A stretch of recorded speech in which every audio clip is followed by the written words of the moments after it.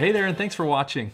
Over the next few minutes, I'm going to show you a few of the changes that have been made to my residential land development model since its initial release several years ago. Now, the model has since undergone about half a dozen fairly significant updates, and there's three things in particular that I want to show you as part of this update video. Now, you can see all of the changes here on the version tab. Just scroll through and you can read what changes have been made. Pointing them out though, the first is, let's head over to the project level analysis tab. And you'll find that we can now analyze up to 2 phases where initially we could only analyze 1 phase. And so to toggle between 1 phase and 2, we come here to cell O4, just change this to 2, and it now reveals the second phase of analysis. The summary of our analysis also changes here at the top to include both phase 1 and phase 2. Then you'll find assumptions and returns for phase 1 here, and assumption and returns for phase 2 here. And then at the very bottom, a roll-up of the combined phase 1 and phase 2 cash flows as well as combined returns. So if you're interested in seeing the returns broken out by phase, you can find those underneath each of the phases, or the roll-up of both, summarized at the very top here. All right, so that's phase up to 2 phase analysis. The second thing you'll notice is we've moved timing forecasting to immediately to the left of the cash flows, and we provided some greater detail in this regard. So for instance, in terms of finished lot closings, orange font means optional input.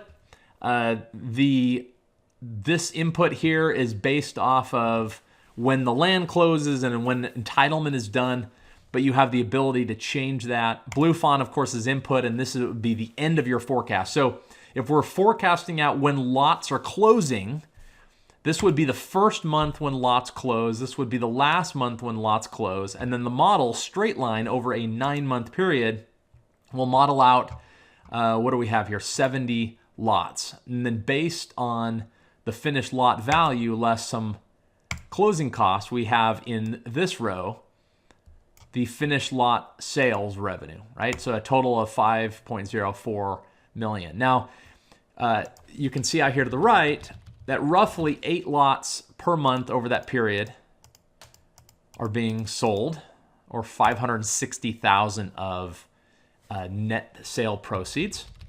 However, what if you want to detail out that lot closing schedule? Well, you can toggle this to detail. Now out here to the right, these cells turn blue, and so you could, for instance, put 10, 8, 6, 6 through the end. Now, if you haven't modeled out all of the 70 lots, you're going to get an error here that says incomplete. And you'll want to make sure then that however many, let's see, we put in 60, so let's drop in another, how about 10 here? And now off to the left, you'll see, oops, I guess we haven't done it. Let's see, what are we at? No, that's 62. Yeah, let's put 8 there. All right, so now it shows okay. Let me undo all of that. So that is to forecast out lot closings and sales revenue. Then under our expenses, our budgeting, we can forecast again by each line item. So we could have earnest money start, say, in month. We pay out earnest money maybe in month 3. After that, or at least that's when the earnest money might go hard. And we have it happen all in the same month. So we leave the end month equal to the start month. So in month 3, you see that $50,000 earnest money go out. But then due diligence starts in month 1. Maybe we want it to go through month 9. We do that, and now straight line, it forecasts over 9 months. And you can do that for each of the line items. Again, I have these optional input cells. Those are driven by some other formula, or some other assumption or formula, but you're welcome to change those. What's important is that the start is always less than the end month, for obvious reasons. So that's the second thing. The third is that we have here a partnership level analysis now. Originally, it only modeled your project level, and it would result in some project level returns. But let's imagine you have partners, and here we have the option for the sponsor. So that would be the developer, the one who's sponsoring the project, and then LP investor or investors. And you can then enter what proportion of required equity is contributed by the sponsor versus the LP. You can then enter in some promote structure for how distributions to the different partners are handled and how much the sponsor receives in terms of promote. And then that model or those assumptions are modeled here below. Now you can also enter, if you would like, asset management fees or development fees.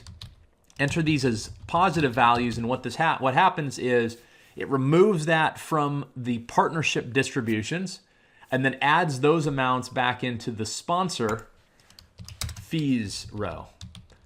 So if we were to say zero out all of these, you'll notice the sponsor fees row is empty, and the sponsor simply receives its partnership cash flows together with any promote paid out.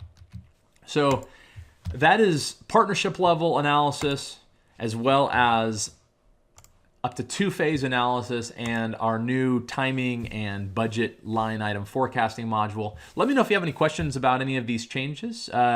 All of the changes came as a result of feedback from you, and so keep that coming. It really helps us identify what our features we need to add. Also, if you notice a bug with any substantial changes like this, there's bound to be something, and so if you identify a bug, please let me know. We'll roll out a fix for it.